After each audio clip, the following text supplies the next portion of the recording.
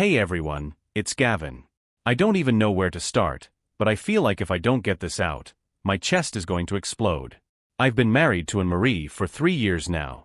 We've been together since we were teenagers, high school sweethearts, the whole cliché. Back then, we were that couple everyone envied. I thought we'd be the forever kind. But lately, things have been off, and I can't shake this sinking feeling that the love she once had for me is gone. It started small, like these subtle changes in her behavior. She used to light up when I walked into the room. Now, I barely get a glance. Our conversations are mostly, "What do you want for dinner?" or "Did you pay the bills?" She used to be excited to hang out after work, but now she comes home late, saying she's busy with projects or errands. And when she is home, it's like she's somewhere else in her mind. I don't want to jump to conclusions. I mean, we've been through a lot together. I know marriage isn't always fireworks and passion, but it's like I don't even know her anymore. The other night, I made her favorite dinner, roast chicken with garlic mashed potatoes. I thought maybe a quiet evening would give us a chance to reconnect. But when she came home, she barely touched her plate, muttered that she was tired, and disappeared into the bedroom. Here's the thing, Anne-Marie has always been upfront with me, even when we fought. But now, it's all deflection. I ask her what's wrong, and she says nothing or changes the subject. Last week, she went out with her friends and didn't come back until after midnight. When I asked why she didn't tell me she'd be late, she snapped, "Why do I have to check in with you? I'm not a child. I'm not the perfect husband. I've made my share of mistakes. But I still love her, you know? I just don't know if she loves me anymore." I've been replaying every argument, every little moment over the past year, trying to figure out where we went wrong. Tomorrow, I'm going to talk to her. No avoiding it, no brushing it under the rug. I need to know where we stand, even if the truth hurts. I just don't know if I'm ready to hear her say it's over. Stay tuned, I guess. I'll update after we talk. Last night, I finally got the courage to have the talk. It's funny, I spent the whole day rehearsing what I was going to say, trying to make sure I came across calm and reasonable. But when the moment came, my voice still cracked, and my hands wouldn't stop shaking. Anne-Marie came home around 8:30. I was sitting at the kitchen table, pretending to scroll through my phone, but really just staring at the same screen for 20 minutes. She walked in, dropped her purse on the counter, and barely looked at me. "Hey," she said, heading straight for the fridge. "Hey," I replied, forcing myself to sound normal. "We need to talk." She froze, her hand hovering over the milk carton, then slowly turned to face me. "What about?" I gestured to the seat across from me. "Just sit down, please." She hesitated, then reluctantly sat, crossing her arms over her chest like a shield.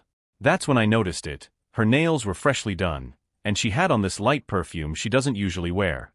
Little things, but they felt like daggers. I took a deep breath. "What's going on with us, Anne-Marie? You've been distant for months now. You barely talk to me, you come home late, and it feels like you're not happy anymore." She rolled her eyes. "Gavin, I've just been busy. Work's been crazy, and I'm tired, okay? You're reading too much into this." "Am I?" I said, my voice rising. "Because it doesn't feel like that. It feels like you're checked out. And I don't know if it's work or something else." Her eyes darted away, but not fast enough for me to miss the flicker of guilt. That was all the confirmation I needed. My stomach dropped. "Is there someone else?" I asked, my voice barely above a whisper. She scoffed. "Oh my God, Gavin. Seriously? You think I'm cheating on you?" "I don't know what to think, Anne-Marie." I shot back. "You won't talk to me. You won't let me in. I'm your husband, for God's sake. I deserve to know if there's something I've done or if—" I stopped myself before I said too much. She stood up, pushing the chair back so hard it scraped against the floor. "You know what? I can't do this right now. I'm tired, and I don't need this crap." "No," I said, standing too. "You don't get to walk away from this. Not this time. If you're unhappy, just say it. If you want out, just say it." Her face hardened, and for a moment, I thought she was going to yell. But instead, she folded her arms tighter and said in a cold, clipped tone, "Fine. You want the truth? I haven't been happy in a long time, Gavin. You smother me. I can't breathe in this marriage." I felt like I'd been punched in the chest. I sank back into my chair, staring at her. "I didn't know you felt that way," I said quietly. She sighed, pinching the bridge of her nose like she was the victim here. Of course you didn't. You never ask. You're so busy trying to fix everything all the time, you don't even see what's wrong. I'm trying to fix it because I love you, I said, my voice breaking. Because I thought we were in this together. She didn't say anything, just stood there, looking at me like I was a problem she didn't know how to solve. That's when I knew what I had to do. It was like a switch flipped in my brain. I couldn't keep fighting for someone who didn't want to fight for me. If that's how you feel, I said, my heart shattering with every word, then maybe we shouldn't do this anymore. Maybe we should get a divorce. Her eyes widened in shock. You don't mean that. I do, I said, even though it killed me. I love you and Marie, but I can't be the only one trying. If you're done, just say it, and I'll let you go. She didn't answer. She just stood there, staring at me like she couldn't believe what she was hearing. Finally, she grabbed her purse and walked out the door without another word. Now I'm sitting here alone in the house we built together, wondering if I just made the biggest mistake of my life, or the right one. I'll update when I know more. The silence after she walked out was deafening. I sat there for what felt like hours, staring at the empty doorway, my head a mess of thoughts. Was this it? After everything we'd been through, was our story just over? I barely slept that night. Every time I closed my eyes, I replayed our conversation. Her words, the way she looked at me, how cold she sounded. I kept wondering if I pushed too hard, if there was something else I could have said to make her stay. The next morning, I woke up to an empty bed, and that hit harder than I expected. I knew she hadn't come home. Her side of the bed was untouched, and her phone charger was still there, dangling off the nightstand. I texted her. Are you okay? Where are you? No response.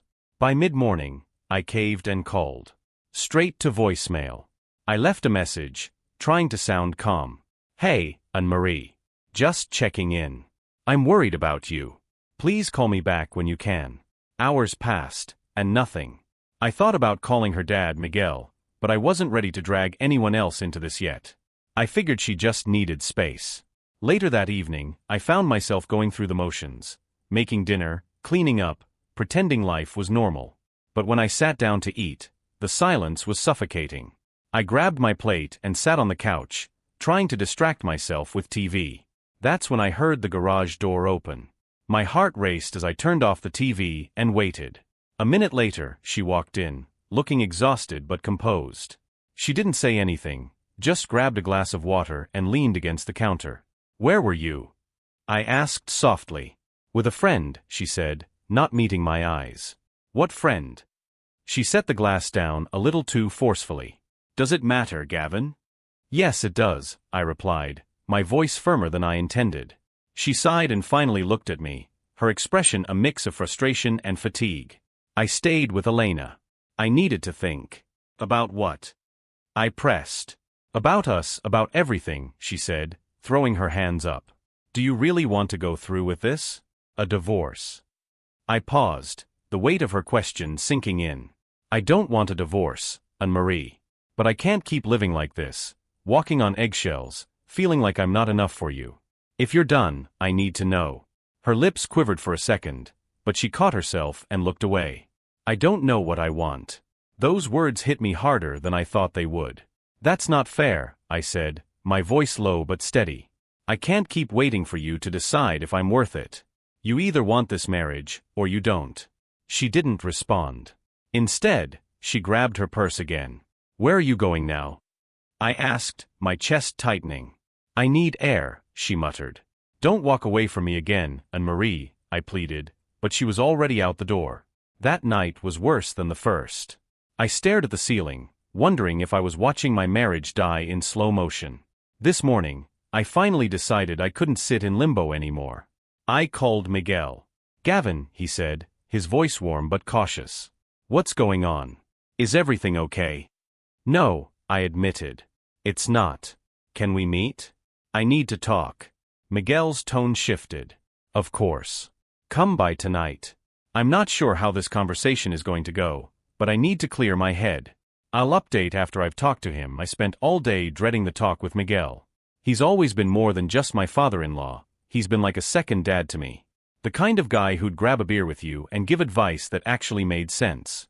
But tonight, I wasn't sure how he'd react. I arrived at his place around 7 p.m. The house was quiet, the porch light casting a soft glow on the driveway. Miguel opened the door before I even knocked, his usual warm smile replaced by a look of concern. "Come in, Gavin," he said, stepping aside. I walked into the familiar living room, the smell of his famous coffee lingering in the air. He motioned for me to sit while he poured 2 cups and joined me on the couch. "So," he said, handing me a mug. "What's going on with you and Marie?" I took a deep breath, staring into the coffee like it had the answers I was looking for. "Miguel, I don't know where to start. Things have been different between us for months now. She's distant, coming home late, snapping at me for no reason. Last night, I told her I think we should get a divorce." Miguel's eyes widened, but he didn't interrupt. "I don't want this," I continued. "I love her, but it feels like she doesn't love me anymore. She says she's unhappy, but she won't tell me why. And I don't know how to fix something if I don't even know what's broken." Miguel set his mug down and leaned back, crossing his arms. "Do you think there's someone else?" His bluntness caught me off guard. I don't know. I've asked her, and she denies it. But it's hard not to wonder." Miguel's face darkened. "You're a good man, Gavin. I've always thought so. If she's stepping out on you," he trailed off, his jaw tightening. "I'm not here to blame her or start a war," I said quickly. "I just need to understand what's happening so we can figure out what comes next." Miguel nodded slowly, his expression softening. "Have you two talked about counseling? Sometimes a neutral party can help you both see things differently." "She won't even stay in the room long enough for a real conversation," I admitted. "Every time I try to talk to her, she shuts down or walks away." For the first time, Miguel looked genuinely angry. "That's not fair to you. Marriage isn't something you just throw away when it gets hard." I raised her better than that. I looked down at my hands, feeling a pang of guilt. "I'm not perfect, Miguel. Maybe I smothered her. Maybe I missed signs she was unhappy. I don't know. But I've tried, God, I've tried. And I'm just tired." Miguel sighed, rubbing his temples. "You're not wrong to want answers, Gavin. And you're not wrong to want some peace for yourself." We sat in silence for a moment, the weight of the conversation settling between us. "Do you still love her?" he asked finally. "Yes," I said without hesitation. "But love doesn't mean much if only one of us feels it." Miguel looked at me with an expression I couldn't quite read. "You're a good man, Gavin. You've been good to her, to this family. I'll talk to her. See if I can get her to open up." "I don't want you to fight my battles," I said, though part of me was relieved. "Your family," he replied firmly. "And I'm not going to stand by and watch my daughter ruin her life, or yours, without at least trying to help." We talked a little longer before I left. Miguel promised to reach out to Marie, though I don't know if it'll make a difference. Driving home, I felt a strange mix of hope and dread. Hope that Miguel might get through to her. Dread that even if he did, it might already be too late. I'll let you all know how it goes. For now, I just need to figure out how to keep moving forward, no matter what happens. The next few days were a blur of waiting. Miguel had said he'd talk to her, but I didn't know when, or if, he'd get back to me. Every time my phone buzzed, my heart would skip, hoping it was an update. But it wasn't. Meanwhile, things at home were unbearable. Marie and I barely spoke. She'd come home late, avoid me as much as possible, and then disappear into the bedroom. It felt like we were roommates instead of a married couple. On Thursday evening, I finally got the call from Miguel. "Gavin," he said, his voice serious. "I talked to her." My stomach churned. "And?" "She's stubborn, that one," he said with a tired sigh.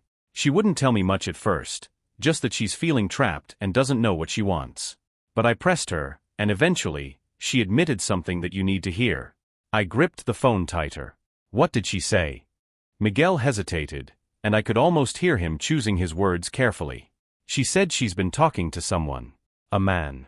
She swears nothing has happened physically, but they've been texting and meeting for coffee." The room spun for a moment, and I had to sit down. "Who?" I managed to choke out. "She wouldn't tell me his name," Miguel said, his voice heavy with disappointment. "But she claims it's not serious. Says she just needed someone to talk to." My chest tightened. Someone to talk to. That's what I was supposed to be for her. "I'm sorry, Gavin, Miguel said softly. I don't condone what she's done. You didn't deserve this. Did she say she wants to fix things? I asked, my voice barely above a whisper. She didn't know, he admitted. She's confused and scared. I told her she needs to figure it out, fast, because stringing you along like this isn't fair. I nodded, even though he couldn't see me. Thanks, Miguel. For trying. I'll keep pushing her, he said. But Gavin, you have to think about yourself too. If she doesn't want to fight for this marriage, you need to decide what's best for you. I know, I said, though the words felt hollow. After he hung up, I sat in silence for a long time, staring at nothing. The thought of her sharing parts of herself with someone else, parts that she used to share with me, was like a knife to the gut. When she came home that night, I was waiting. We need to talk, I said as she walked through the door. Her shoulders sagged, and she looked like she wanted to run. Gavin, I'm tired. No, I cut her off, my voice firmer than it had been in weeks. We're talking. Now. She dropped her purse and sat down at the table, avoiding my eyes. I talked to your dad, I said, watching her face closely. Her head snapped up, and for the first time in days, I saw a flicker of emotion. You had no right. I had every right, I interrupted. He told me you've been talking to someone else. Meeting him for coffee. Texting him. She opened her mouth to deny it, but then closed it, her face crumpling. It's not what you think, Gavin, she said softly. Then tell me what it is, I said, my voice cracking. She hesitated, then looked down at her hands. I didn't mean for it to happen. I was feeling so alone. And he was just there. He listened. That's all it was, just talking. Why couldn't you talk to me? I asked, my voice breaking. I'm your husband, Anne-Marie. I would have listened. I would have done anything to make you feel less alone. She started to cry, her shoulders shaking as she covered her face with her hands. I don't know, Gavin. I don't know why I did it. I'm so messed up right now. I don't even know who I am anymore. For a moment, I felt sorry for her. But then the anger bubbled up, and I couldn't hold it in. You don't know who you are? I said, standing up. Well, I know who I am. I'm the guy who's been here for you through everything. The guy who's loved you since we were kids. And I'm the guy who's trying to save this marriage while you're out confiding in some other man. She flinched, her tears falling harder. I'm sorry, she whispered. Sorry doesn't fix this, I said, my voice shaking. Do you even want to fix this? Or are we done? She didn't answer right away. When she finally looked up at me, her eyes were filled with guilt and fear. I don't know, she whispered. Those 3 words hit harder than anything she could have said. I nodded slowly, the weight of her uncertainty crushing me. Then I think it's time we go our separate ways. Her sobs grew louder, but I couldn't stay in the room. I walked out, leaving her at the table. That's where we stand now, broken, and maybe beyond repair. I'm meeting with a lawyer tomorrow to start the process. I'm not sure what the future holds, but I know I can't keep living like this. I'll update soon. The next morning, I sat in the parking lot of the lawyer's office, gripping the steering wheel so tightly my knuckles turned white. This was it, the beginning of the end. I'd never imagined myself here, planning the legal dissolution of my marriage, but here I was, staring at a glass door with Monroe and Associates, etched in gold letters. The lawyer, Mrs. Evelyn Monroe, was a middle-aged woman with a calm, no-nonsense demeanor. She greeted me with a firm handshake and ushered me into her office. So Gavin, she began, sliding a notepad across the desk. Tell me why you're here. I hesitated for a moment, then spilled everything. The emotional distance, the late nights, the friend she'd been confiding in. Evelyn listened intently, jotting down notes but never interrupting. When I finished, she leaned back in her chair, tapping her pen against her chin. It sounds like you're at a crossroads, she said. Before we go any further, I need to ask, are you absolutely sure this is the path you want to take? Divorce is a big step, especially with your history together. Her question hung in the air, and for a brief second, I doubted myself. Did I really want this? But then I thought about the pain of the last few months, the loneliness, and her unwillingness to fight for us. Yes, I said firmly. I can't live like this anymore. Evelyn nodded. All right. Let's start with the basics. Financial assets, property, any debts, and whether there are children involved. I walked her through our situation. No kids, thankfully, but we had a house, 2 cars, and a joint savings account. Anne-Marie had her own job, so alimony wasn't likely to be a factor, which was a small relief. "We'll aim for an equitable split," Evelyn said, scribbling on her notepad. "You mentioned you're still living in the same house. Are you planning to move out?" "I hadn't thought that far," I admitted. "But I'd like to keep the house if I can. We bought it together, but I've been paying most of the mortgage." She gave me a small smile. "That helps. But be prepared, if she contests the division of property, this could get messy." Messy. That was the last thing I wanted. "Is there any chance she'll come after you for more than what's fair?" Evelyn asked. "I don't think so," I said. "Anne-Marie's not that kind of person.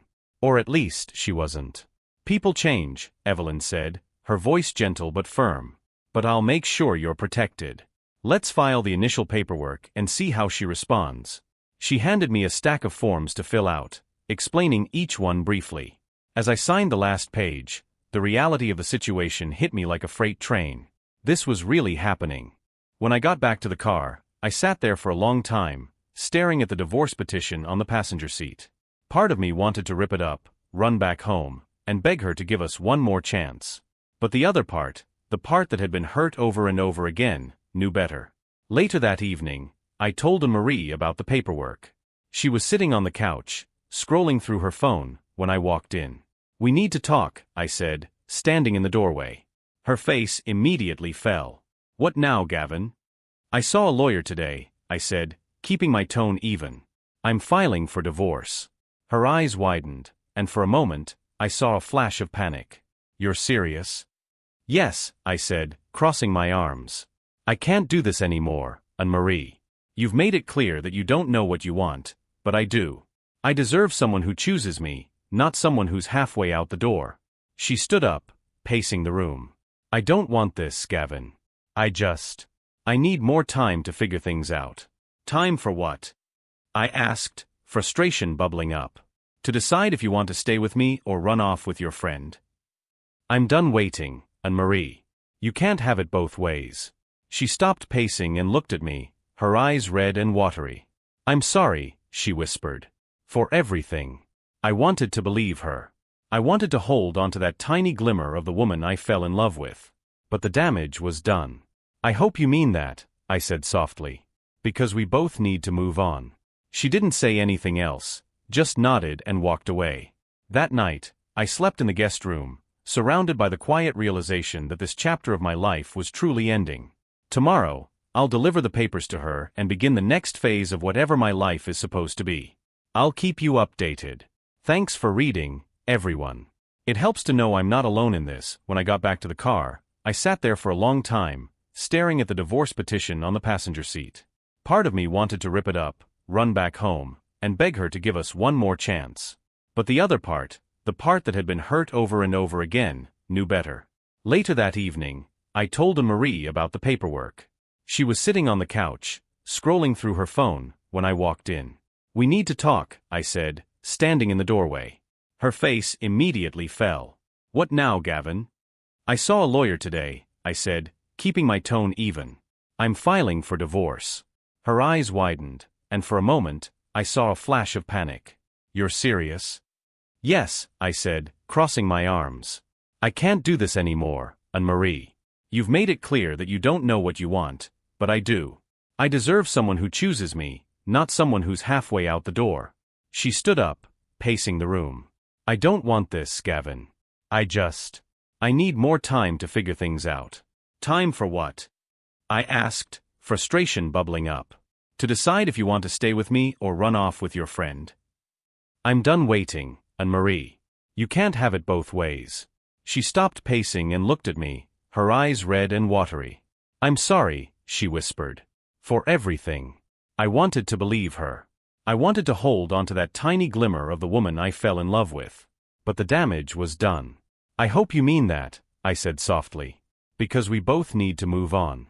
She didn't say anything else, just nodded and walked away. That night, I slept in the guest room, surrounded by the quiet realization that this chapter of my life was truly ending. Tomorrow, I'll deliver the papers to her and begin the next phase of whatever my life is supposed to be. I'll keep you updated. Thanks for reading, everyone. It helps to know I'm not alone in this. The next morning, I handed her the divorce papers. She was in the kitchen, sipping her coffee, when I placed the envelope on the table. "What's this?" she asked, already knowing. "It's official," I said. "You need to sign them." Her hands trembled as she opened it. For a second, I thought she might fight back, but instead, she just nodded. Okay. That was it. No yelling, no begging. Just quiet acceptance. She didn't sign them right away. She just sat there, staring at the papers like they were written in a foreign language. I walked away, not wanting to push her. I spent the rest of the day packing a few things, preparing to move into a rental while we sorted everything out. The house felt emptier than ever, even though we were both still there. She hasn't signed yet, but I guess that's the next step. One way or another, this is happening that evening, and Marie surprised me. "I made dinner," she said softly, standing in the kitchen. It was spaghetti, something simple, but the effort caught me off guard. We ate in silence at first, the tension heavy in the air. Then, out of nowhere, she said, "Do you hate me?" Her question hit me hard. "No," I said honestly. "I'm hurt. I'm angry. But I don't hate you." She nodded, her eyes glistening. "I don't know how we got here, Gavin." "Neither do I admitted. "But we can't keep pretending things will fix themselves." She didn't argue. Instead, we just sat there, sharing a meal that felt like a goodbye. When it was over, she cleared the plates while I went to the guest room. It was one of the most bittersweet moments of my life. The next morning, I found the signed divorce papers on the kitchen counter. And Marie had placed them neatly beside a cup of coffee she made for me. There was no note, no message, just her signature staring back at me. I sat down and stared at the papers for what felt like forever. This was it. The final step. When she walked into the room, she looked tired but calm. "I signed them," she said softly, like she needed to state the obvious. "I saw," I replied, my voice tight. "Thank you." She nodded and poured herself a cup of coffee. Neither of us said anything else. "I'll take the papers to my lawyer later today," but seeing her signature made it real in a way I wasn't ready for. It feels like the end of an era, and the start of something I'm not sure I'm ready to face yet. Later that day, I packed up the last of my things. I'd found a small rental across town, not much, just a one-bedroom, but enough to start over. And Marie was home while I packed, lingering in the living room but saying little. She watched as I carried boxes to the car, her eyes following me but never meeting mine. When I was almost done, I stopped in the doorway. "I'll let you know when I file the papers," I said. She nodded, her voice barely a whisper. "Take care, Gavin." "You too," I replied. As I drove away, the house disappeared in the rearview mirror, but the weight of everything we'd shared stayed with me. I've never felt so relieved and heartbroken at the same time. The new place was nothing special, a small apartment with plain white walls and creaky floors. But it was mine, and for now, that was enough. I spent the first night unpacking, though I barely had the energy for it. Every box felt heavier than it should, filled with pieces of a life I was trying to leave behind. At some point, I sat on the couch and stared at my wedding ring. I hadn't taken it off yet. It felt wrong to wear it, but even worse to take it off. After a long pause, I slid it off my finger and placed it on the coffee table. The apartment felt emptier after that. I went to bed, knowing tomorrow would bring a new kind of normal. Whatever that looked like, I wasn't sure yet.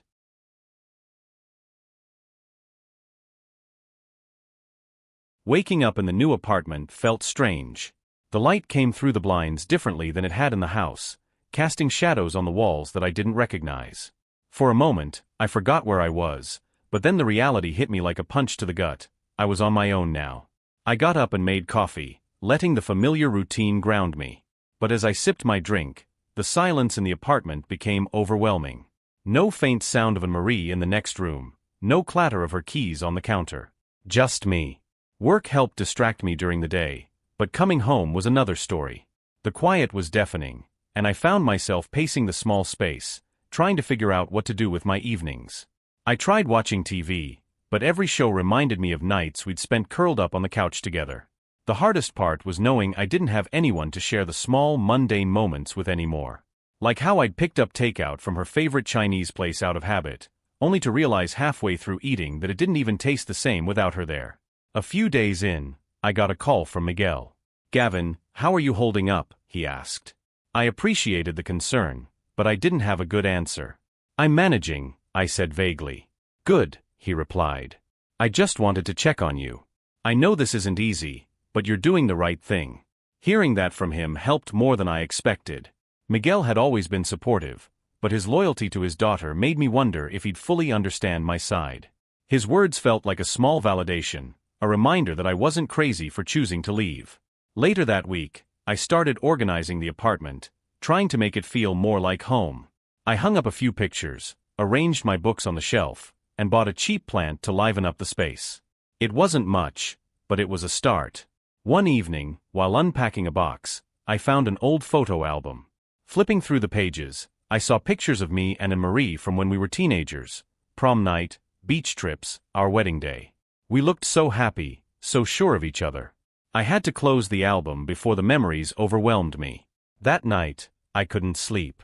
I lay awake, staring at the ceiling, wondering if she was missing me as much as I missed her, or if she was even thinking about me at all. The next morning, I woke up determined to start building a life outside of her shadow. I signed up for a gym membership, hoping exercise would help clear my mind. I reached out to a couple of old friends I hadn't seen in a while and made plans to grab a drink. It's not much, but it's a step. I don't know what the future holds, but for now, I'm trying to take it one day at a time. Small victories. That's all I can focus on. The first few weeks in the new apartment were a strange mix of progress and pain. Some days, I woke up feeling like I could tackle anything, ready to take on this new chapter of my life. Other days, I barely managed to get out of bed. The weight of everything, our history, the love we once had, hung over me like a storm cloud. I threw myself into creating a new routine, something to keep my mind occupied and my heart from sinking too deep into the past. I started waking up earlier, making breakfast instead of skipping it like I used to. I'd go to the gym before work, pushing myself harder than I ever had. The physical exhaustion helped take the edge off the emotional weight, at least for a little while. Work became my anchor. I stayed late, volunteered for extra projects, and even took on a few weekend shifts. My coworkers noticed the change and asked if everything was okay, but I brushed it off, saying I was just trying to stay busy. The apartment slowly began to feel less like a temporary stop and more like a home. I added small touches, a rug, some artwork, even a set of curtains to make the place feel warmer. Each item felt like a small declaration of independence, a way of reclaiming my space and my life. But the nights were the hardest. Once the distractions were gone, the silence crept in, bringing with it memories I wasn't ready to face. I'd sit on the couch, staring at my wedding ring, which I'd left on the coffee table. I couldn't bring myself to put it away or throw it out. It was a symbol of everything we had built and lost. One particularly rough evening, I got a text from Miguel. "Miguel, thinking of you, Gavin. How are you holding up?" I stared at the message for a while, unsure how to answer. Finally, I typed, "Me, trying to figure it out. Some days are better than others." His reply came quickly. "Miguel, that's all you can do. One day at a time, Mijo." His words felt like a lifeline. Even though he was technically on her side of the family, he'd always been in my corner. Knowing he was still there for me meant more than I could say. A few days later, I met up with an old friend, Eric, at a local bar. We hadn't seen each other in years, but he'd heard about the divorce through mutual friends and reached out. "Man, you've been through it, huh?" Eric said after we ordered drinks. "Yeah," I said with a weak laugh. "That's one way to put it." He leaned back in his chair, studying me. "I gotta say, I didn't expect you to make the first move. You always seemed like the type to fight until the end." "I thought I was," I admitted. "But sometimes, fighting just makes it worse." Eric nodded. "Still, it takes guts to walk away when you know it's over." We talked for hours, catching up on life and reminiscing about the good old days. For the first time in a long time, I felt like myself again, like Gavin, not just the guy going through a divorce. As the weeks passed, I started to find small moments of peace. I went for long walks in the evenings, rediscovering parts of the city I hadn't seen in years. I picked up an old hobby, painting, and spent hours lost in the colors and shapes, letting them express what I couldn't put into words. I even started therapy. It wasn't easy to admit I needed help, but the therapist, a kind woman named Dr. Hayes, helped me unpack the weight I'd been carrying. "She's not the only part of your story," Dr. Hayes said during one session. "Your life is bigger than your marriage. It's okay to grieve what you've lost, but don't forget to celebrate what you still have, and what's ahead. Her words stuck with me. I started focusing less on what I'd lost and more on what I could build. I reached out to my sister, who I hadn't talked to much in recent years, and we began to reconnect. I even made plans to visit my parents, who had been quietly worried about me since everything happened. And yet, even with all these small steps forward, there were moments when the pain came rushing back. Like the time I saw a couple in the park holding hands, laughing together, and I was hit with a wave of longing for what I used to have. Or when I came across an old voicemail from Marie, her voice so warm and full of love that it felt like a knife to the heart. But each time, I reminded myself of Dr. Hayes's words, "Your life is bigger than your marriage." I don't know what the future holds, but for now, I'm finding strength in the small victories. The days aren't as dark as they used to be, and the pieces of my life are slowly coming back together. Maybe this is what healing looks like, messy, painful, and slow, but worth every step. I had started to settle into my new routine when, out of nowhere, Marie called. Seeing her name flash on my phone stopped me in my tracks. It had been weeks since we last spoke, and I wasn't sure I was ready to hear her voice again.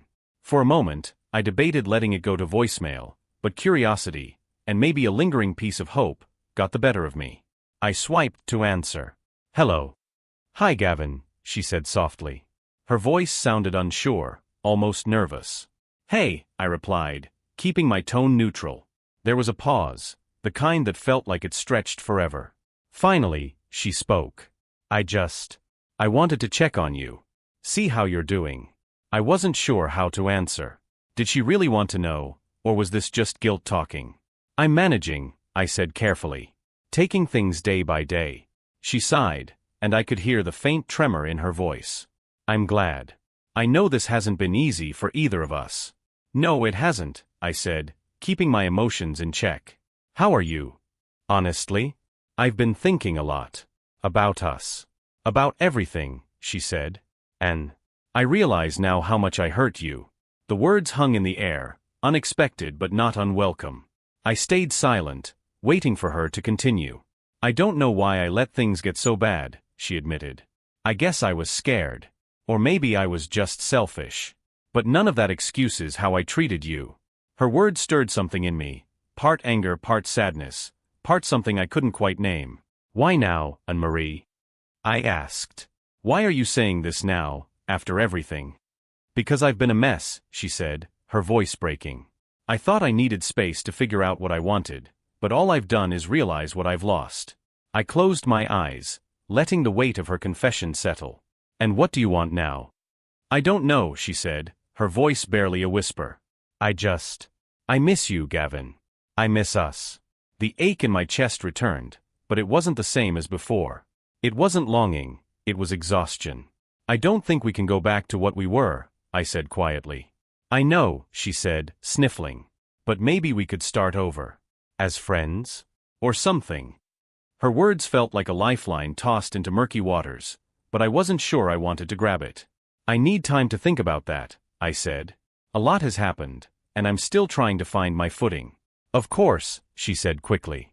"Take all the time you need. I needed you to know how I feel." The call ended soon after, and I sat there, staring at the phone in my hand. Part of me felt relief that she finally acknowledged the damage she'd caused. But another part of me felt even more lost. Was her apology sincere? Did it matter? Could I ever let her back into my life, even as a friend? I don't have the answers yet. All I know is that hearing her voice stirred up feelings I thought I'd buried. Now, I have to figure out what to do with them. For now, I'm staying focused on myself. I've come too far to let her pull me back into the past. But the door, it's not closed all the way. Not yet. After the call with Anne-Marie, I spent the next few days in a fog. Her words echoed in my mind, "I miss you." A part of me wanted to believe in the possibility of starting over, of piecing together what we had. But the other part, the part that had been burned too many times, knew better. I decided to meet her, one last time. Not to rekindle anything, but to find closure. We agreed to meet at a small cafe we used to go to when we first started dating. Sitting there waiting for her, I couldn't help but feel like a different person than the one who had sat across from her all those years ago. She arrived a few minutes late, looking nervous but put together. Her eyes searched mine, and I could see she wasn't sure how to start. "Thanks for meeting me," she said, sitting down. I nodded. I figured it was time we had a real conversation. For the next hour, we talked, really talked. She told me about how lost she'd felt in the marriage, how she'd looked for validation in the wrong places, and how much she regretted hurting me. "I never stopped caring about you, Gavin," she said, tears welling up. "I was just too wrapped up in my own issues to see what I was doing to us." Her honesty was more than I expected, but it didn't change the facts. "I believe you," I said. "But caring about someone isn't the same as being able to build a life with them. Too much has happened, Anne-Marie. I don't think we can go back." Her tears spilled over, but she nodded. "I understand. I needed you to know how sorry I am. And I needed to hear it," I admitted. "But forgiveness doesn't mean forgetting. And it doesn't mean we can undo the damage." For a moment, we just sat there in silence, letting the weight of our words settle. Then, I reached into my pocket and pulled out my wedding ring. I placed it on the table between us. "This is where I leave this," I said softly. "You were everything to me, and I'll always care about you. But I need to move forward now. And I think you do too." She looked at the ring, then back at me, her face crumpling. "You're a good man, Gavin. Better than I deserved." "Maybe," I said with a faint smile. "But now it's time for both of us to find something better for ourselves." When we left the cafe, we didn't hug or say anything else. We just went our separate ways, two people who had shared so much but no longer had a path forward together. That night, I went back to my apartment feeling lighter. Not happy exactly, but at peace. I placed a small note next to the wedding ring on my dresser, something I'd written earlier that day. "Thank you for the memories. I wish you happiness. I'll never stop caring about Anne-Marie, but I know now that I deserve more than what we had become. And for the first time in a long time, I feel like I can face the future without looking back. It's time to rebuild. Time to find joy again. Time to move forward."